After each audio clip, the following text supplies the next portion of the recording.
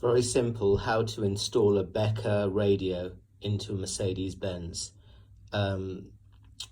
This is for all standard 7x2 DIN Beckers from 1967 all the way to the 80s. So this is the iron bracket that you'll find on all Becker radios with a solid chrome and pinstripe faceplate.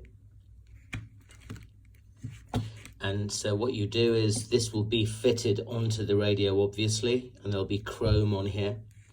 So you remove the chrome and the knobs and the pinstripes so that you're left with this naked bracket sitting on the radio. You then insert the radio into the radio aperture in the car so that this is flush.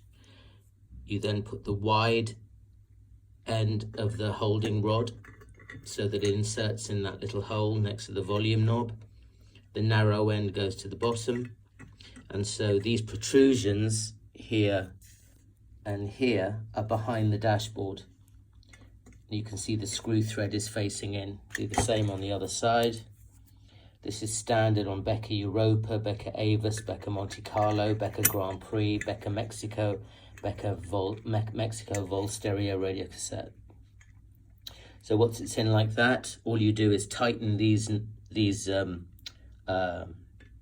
screws, and what this will do is pull this backwards and sandwich the radio behind the dash and hold it steady. This is a standard Becker install for all Mercedes with a 7x2 DIN standard aperture. It's that simple. To remove the radio, you simply remove the chrome again while it's in the car, and then just undo this. It will release the radio from the back of the dash, and then you just do that, take it out, pull the radio out. It's that simple.